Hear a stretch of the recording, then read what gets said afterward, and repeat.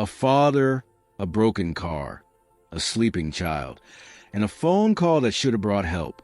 But when the sirens came, safety never arrived.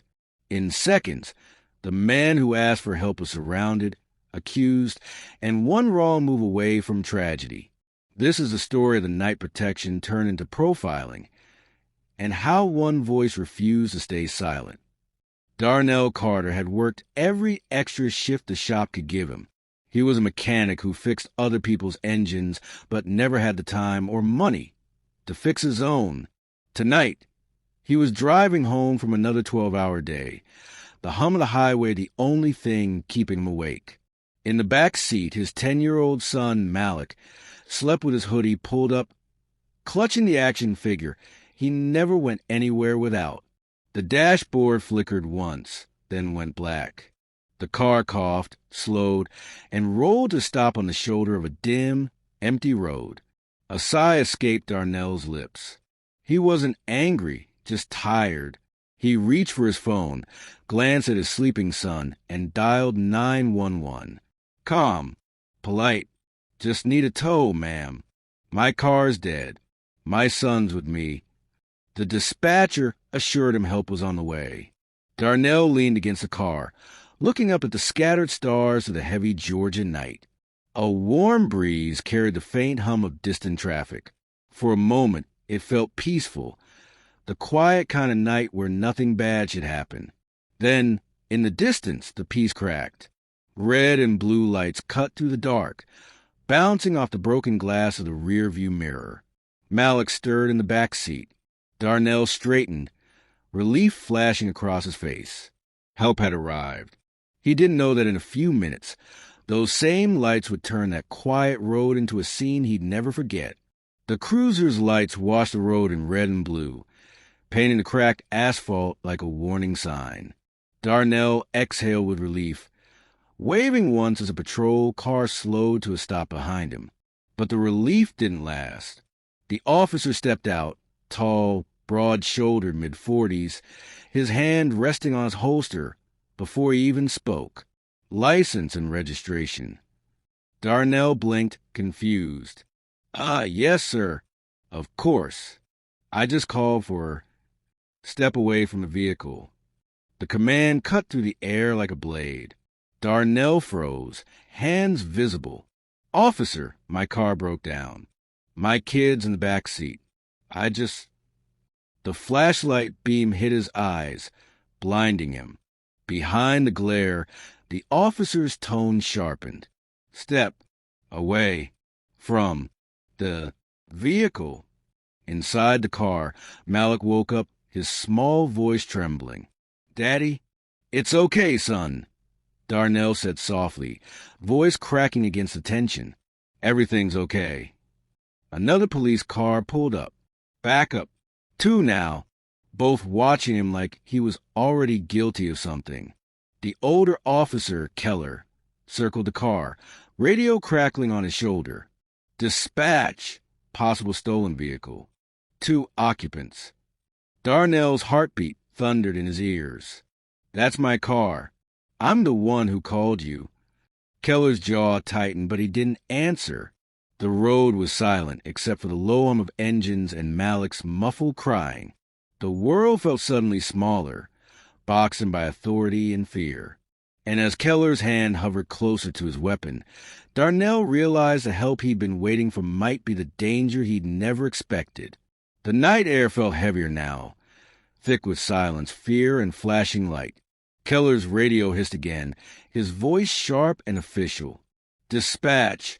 Running plates, yeah, possible stolen. Darnell's breath caught. That's my name on a registration, he said, words tumbling out, voice steady but desperate. Keller didn't look up. He was busy shining his light into the back seat. Malik's small face peeked over the window. The boy's eyes glistened with confusion. Sir, please. Darnell started, but Keller's voice boomed over him. Step back. Hands where I can see them. The tension was loud enough to drown out thought. Tires crunched on gravel. A second unit pulled in. Out stepped a young black woman in uniform, Officer Danielle Brooks. Her badge still looked new under flickering strobes, but her eyes carried something seasoned: awareness.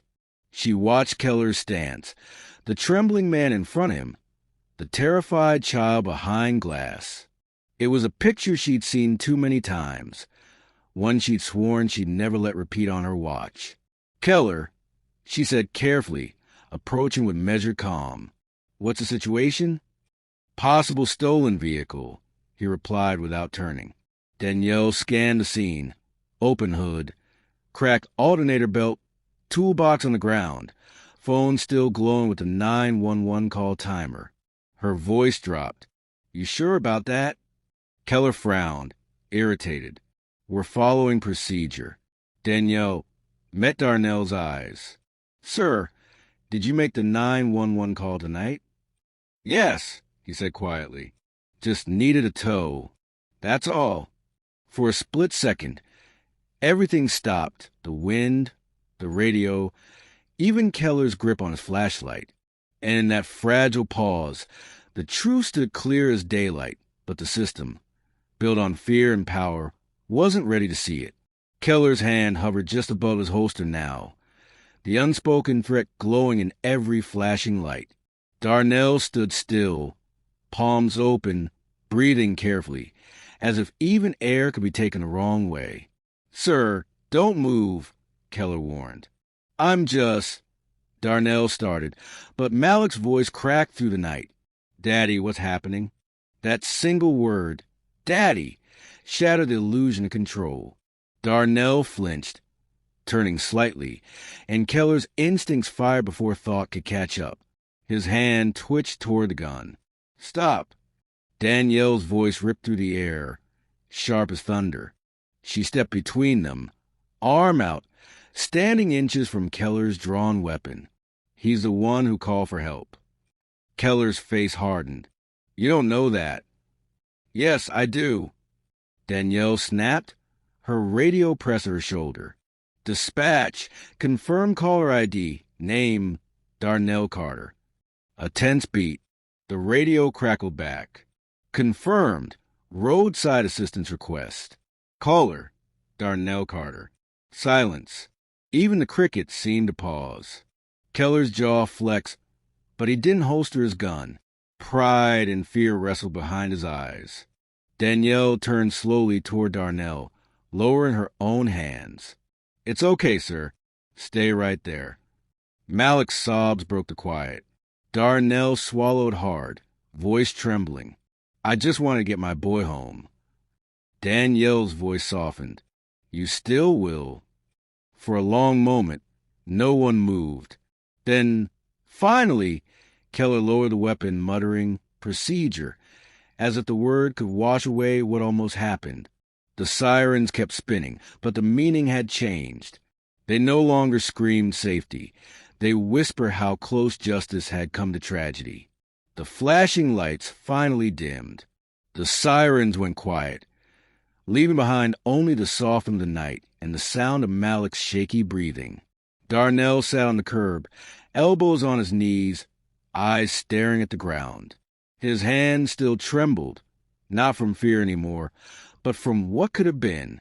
Just a few seconds, one wrong move, and his son might have watched something no child should ever see. Officer Danielle stood nearby, arms crossed, silent. There were no words that could clean up what had just happened. Keller stood a few feet away, talking into his radio, his voice tight, defensive, pretending this was just another call. The tow truck arrived, its headlights cutting through the dark.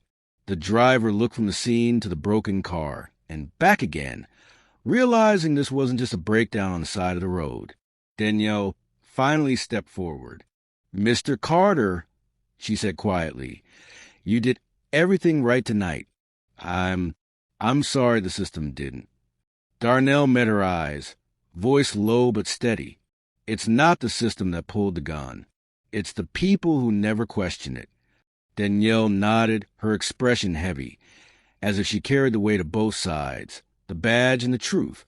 As the tow truck pulled away, Darnell glanced at his son sleeping again in the car, small chest rising and falling. The night was calm now, but something inside him had changed forever. Weeks passed. The incident was never supposed to leave that roadside. Keller wrote his report, polished with just enough truth to sound official. Routine stop. Non-compliant driver. Situation resolved. Inside the station, Danielle's words didn't carry the same weight. Her report detailed everything. The flashlight in the eyes, the child's fear, the almost drawn gun. Her captain frowned, reading it. "You're overreacting, Officer Brooks." Keller followed protocol. Protocol. The same word that almost justified tragedy. Danielle knew what it meant. Silence. Move on. Keep the peace. But that night, sitting in her small apartment, she rewatched her body cam footage. She saw the fear in Darnell's eyes, Malik's trembling hands, Keller's hand hovering over his gun. She couldn't unsee it. The next morning, the footage appeared online, anonymously uploaded. No caption, no commentary, just raw, uncut truth. Within hours, it spread across feeds and news cycles. 911 caller treated like suspect. Father and son confront police bias.